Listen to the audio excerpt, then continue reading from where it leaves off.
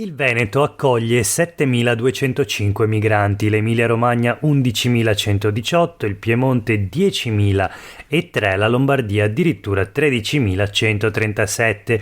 I dati del Viminale aggiornati a marzo scorso certificano che con il Friuli Venezia Giulia e il Trentino Alto Adige, che per dimensioni e densità abitativa però non sono paragonabili, la nostra è la regione che accoglie meno di tutte nel nord Italia. Eppure, scrive Enrico Ferro sulle pagine dei quotidiani del gruppo Gedi, la retorica dell'invasione fa proseliti anche nella cosiddetta Land of Venice. Questo, tra parentesi, il marchio del turismo della regione Veneto. Ed è una realtà distopica, scrive ancora il giornalista della Nuova Venezia, Mattino di Padova, Tribuna di Treviso. Una realtà distopica che sbatte contro ciò che da tempo vanno dicendo gli imprenditori veneti, sempre più in difficoltà a reperire manodopera, almeno stando appunto ai numerosi appelli sempre più frequenti che si leggono proprio anche sulle pagine dei quotidiani locali da parte delle aziende e dei cosiddetti datori di lavoro. E questo è Sveglia Veneto, il primo podcast dedicato all'informazione vista da nord-est. Io sono Jack Calcetto, oggi è martedì 18 aprile 2023. La prima notizia del giorno riguarda la cosiddetta emergenza migranti, annunciata e decretata dal governo di Giorgia Meloni. Sulle pagine dei quotidiani del gruppo Gedi una intervista a Stefano Ferro, figura di riferimento di Padova Accoglie, una realtà del settore, o meglio una realtà che opera nel campo della accoglienza delle persone migranti e che opera a Padova. Dice Stefano Ferro: ma quale invasione? Mi chiamano le aziende e chiedono lavoratori appunto di origine straniera, mi chiedono migranti. Lancia l'allarme Stefano Ferro: se va in porto il progetto del governo si riempiranno le strade di spacciatori. Insomma, non usa mezzi termini, ma vediamo l'intervista di Stefano Ferro, o meglio di Enrico Ferro a Stefano Ferro, sulle pagine dei quotidiani del gruppo Gedi. Il cognome è lo stesso, ma appunto uno è il giornalista dei quotidiani del gruppo Gedi, Enrico Ferro, l'altro Stefano Ferro di Padova è la figura di riferimento di Padova Accoglie, come abbiamo letto, una realtà che ingloba la cooperativa Percorso Vita di Luca Favarin con tutte le attività di ristorazione connesse. Tecnicamente si potrebbe chiamarlo imprenditore, ma lui ci tiene a specificare: sono un semplice volontario, non ho ruoli, non ci guadagno nulla, e spiega bene cosa pensa di questa scelta del governo Meloni di togliere la protezione internazionale ai migranti. È quello contro cui noi abbiamo lottato durante tutti questi anni, una pericolosa regressione verso pratiche che portano all'irregolarità. L'irregolarità significa impossibilità di fare progetti, significa che un comune di fronte a un migrante irregolare non ha alcun appiglio, e le conseguenze, secondo Stefano Ferro, sono molto chiare. Ai migranti resterà una sola alternativa: lavorare in nero o delinquere. Noi ci siamo battuti per anni, io personalmente ho parlato con alcuni ministri, dice Ferro, senza ottenere grandi riscontri. Abbiamo sempre detto: chi lavora deve avere il permesso di soggiorno, l'ho ripetuto fino allo sfinimento, non siamo riusciti a farlo capire a nessuno. Ricorda un altro dato Stefano Ferro, che al di là delle statistiche regionali, in Italia abbiamo meno migranti di tutta Europa e molti meno di quelli che escono dal nostro paese. Sono numeri assolutamente gestibili, e questo è un paradosso, perché ogni giorno arrivano dalle fabbriche di mezza regione chiamate per sapere se abbiamo gente brava da mandare a lavorare. Molti dei ragazzi che lavorano come cuochi nei nostri ristoranti adesso sono in fabbrica. Abbiamo la possibilità di sistemare tantissimi tantissime persone, invece ne arrivano pochissime. Basta guardare i dati del Ministero dell'Interno, ma noi abbiamo ancora in testa che ci sia un'invasione, dice Stefano Ferro. Del resto c'è chi ha costruito la sua fortuna elettorale in questo modo. Ha anche una ricetta o comunque delle proposte Stefano Ferro. Dovremmo dire all'Unione Europea: dateli tutti a noi e li facciamo diventare saldatori, operai specializzati. Specifico che questa argomentazione, aggiunge il volontario Stefano Ferro, non mi piace, ma questa è la vita reale. Le organizzazioni imprenditoriali chiedono manodopera. Io penso che a fronte di 7.000 presenze il Veneto possa fare di più e anzi ne avrebbe bisogno. Quindi la formula è accoglienza legata a formazione, lavoro. Questa è la chiave, l'unico modo per abbattere i pregiudizi e fare cose di qualità. Questa è la ricetta. La previsione per il futuro, invece, se andrà in porto la proposta del governo, saranno problemi seri anche per tutti i ragazzi che già lavorano da noi. Non ci vuole tanto a capire che dall'irregolarità ci si toglie soltanto con il lavoro. Insomma, un'intervista molto interessante, quella in cui parla Stefano Ferro di Padova Accoglie, sulle pagine dei quotidiani del gruppo GEDI, intervistato invece dal giornalista Enrico Ferro. Sulle pagine del Corriere del Veneto ancora si parla della gestione dei migranti, con uno scontro tutto interno alla Lega, sì, perché si parla di un centro per rimpatri da aprire in Veneto. Gelo su questa ipotesi da parte della Lega Veneta, ma ad averlo annunciato è proprio il vice premier e segretario della Lega Matteo Salvini, che intende aprire un centro per rimpatri dei migranti in attesa di espulsione, dei cosiddetti CPR, che in Veneto potrebbe essere proprio poco gradito proprio dai leghisti o comunque dagli esponenti del centrodestra locale. Zaia parla di un'emergenza europea, c'è chi dice mancano spazi e risorse per aprirlo. Stefani della Lega aggiunge: valuteremo se farlo in base ai numeri con buon senso. Ma abbiamo anche le dichiarazioni di Mario Conte, presidente veneto dell'ANCI, dell'Associazione dei Comuni, quindi, che dice: i comuni sono allo stremo, per i grandi centri servono accordi internazionali, prima fermiamo le partenze. Di altro avviso il sindaco di Padova Sergio Giordani: la via corretta è potenziare il sistema di integrazione, Roma non può scaricare i problemi sui territori.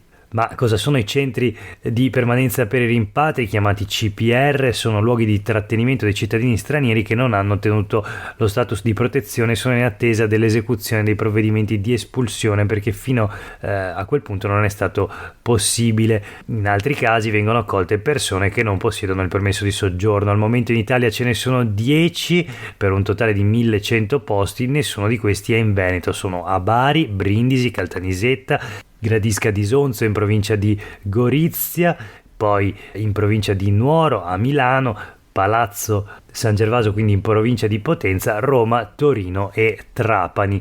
Sempre sulle pagine del Corriere del Veneto si parla dei numeri della protezione speciale. Il permesso per la richiesta di asilo, che dura 6 mesi, viene rilasciato durante l'iter per il riconoscimento dello status di rifugiato e può essere rinnovato fino alla decisione della commissione territoriale proposta alla valutazione della domanda. Quando la commissione si esprime con parere favorevole, il richiedente ottiene lo status di rifugiato o di persona altrimenti bisognosa di protezione internazionale. Viene rilasciato un permesso per asilo politico di 5 anni, rinnovabile. Il permesso di soggiorno per protezione speciale è dato al richiedente asilo che non ha ancora ottenuto la protezione internazionale o non la può ottenere, ne è in sostanza una forma attenuata. Lo concede la commissione o la questura se il migrante dimostra di essere integrato, avere legami familiari o di lavoro. Dura 2 anni e non è rinnovabile. Insomma, qual è il punto? Che attualmente è in discussione, il governo Meloni lo vorrebbe cancellare, quindi protezione speciale. In Veneto sono 5.000 le persone interessate che raccontano: così ho trovato lavoro, e viene intervistato, anche sentito, insomma, un imprenditore straniero che dice: se salta perdo i dipendenti. Insomma, toglierlo togliere la protezione speciale è uno sbaglio, perché di fatto cancella con un colpo di spugna dei lavoratori. Qualche numero: i permessi di soggiorno in regione sono 508.000, 452.000 i contribuenti stranieri, solo l'1,2% di questi ha la protezione speciale, quindi parliamo di numeri veramente molto esigui, che però secondo il governo Meloni giustificherebbero l'emergenza cosiddetta migranti. Bene, dopo questa lunga copertina voltiamo pagina, passiamo a una serie di notizie flash. Sulle pagine del Corriere del Veneto l'intervista di Andrea Priante a uno degli attivisti di Ultima Generazione, Simone Ficicchia, studente dell'Università di Padova, tra i 12 attivisti di Ultima Generazione indagati a Padova per reati che vanno dall'interruzione di pubblico servizio all'imbrattamento, compiuti nel corso delle proteste messe in atto nell'ultimo anno in provincia di Padova. Dice e spiega che Greta non gli bastava più: sono pronto alla galera, dice Ficicchia, per salvare il pianeta. Non vogliamo piacere, noi di Ultima Generazione, dice ancora, ho smesso di studiare per dedicarmi a questa battaglia, ma i miei genitori temono che finirò per rovinarmi il futuro. L'associazione a delinquere a Milano chiesero per me la sorveglianza speciale, solo così riusciamo a scuotere le coscienze. Spiega ancora: i blocchi delle strade, mi spiace per gli automobilisti, ma se non si interviene molti di noi non avranno un futuro. Sul Corriere del Veneto l'intervista a Simone Ficicchia di Ultima Generazione. Voltiamo pagina. Su tutti i quotidiani locali del Veneto di oggi una notizia di cronaca: tragedia sfiorata a Zero Branco, cronaca nera quindi.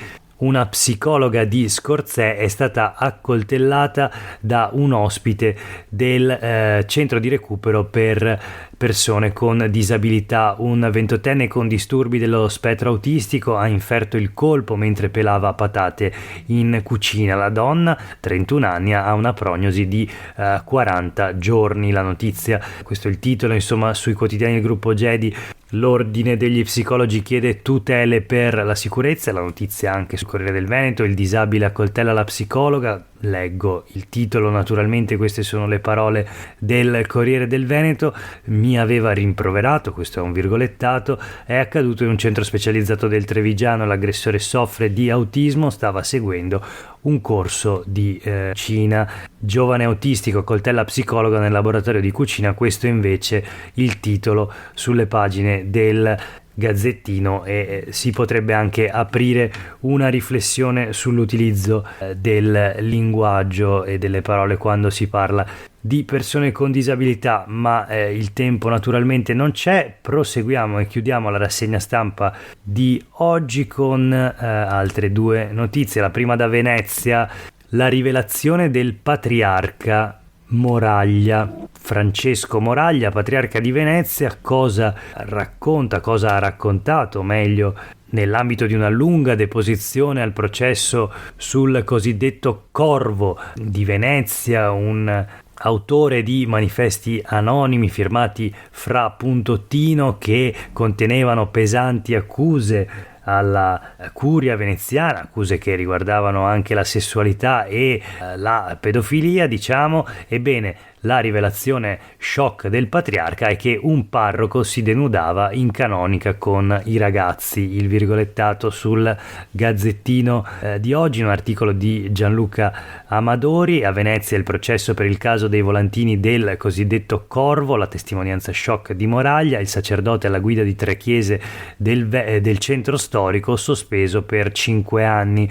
Questo appunto è il parroco che si denudava o si sarebbe denudato in canonica con i ragazzi. Escluse comunque le violenze, i genitori chiesero segretezza totale. Un altro virgolettato riferito a Moraglia: ancora aperto il fascicolo penale per adescamento di minorenni. E la notizia anche sul Corriere del Veneto: Moraglia, la rivelazione in aula, abbiamo sospeso un parroco che faceva spogliare i ragazzini. Il patriarca testimone nel processo al Corvo, false le accuse contro di me.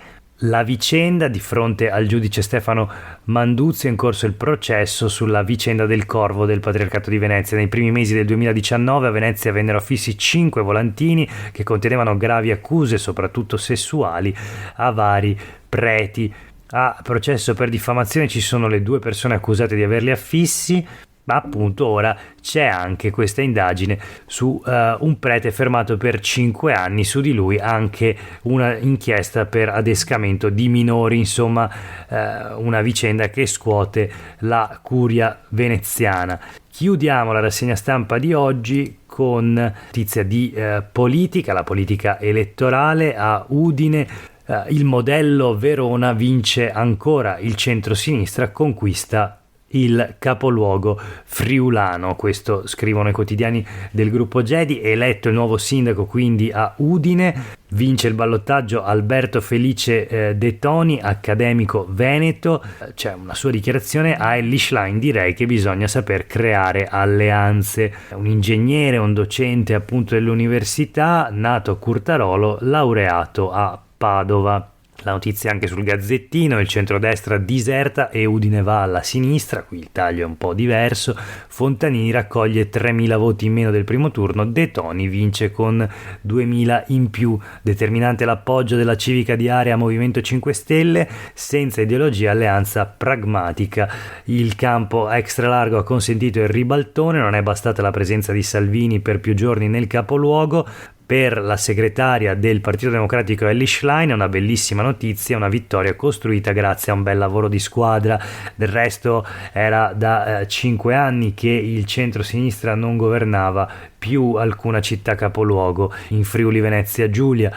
Vediamo le percentuali: 52,85% al ballottaggio per Alberto Felice De Toni, candidato del centro-sinistra e sindaco neoeletto, 47,15% al sindaco uscente Pietro Fontanini del centrodestra. Per oggi è davvero tutto, grazie per aver ascoltato questa puntata di Sveglia Veneto. A tutte e tutti voi una buona giornata.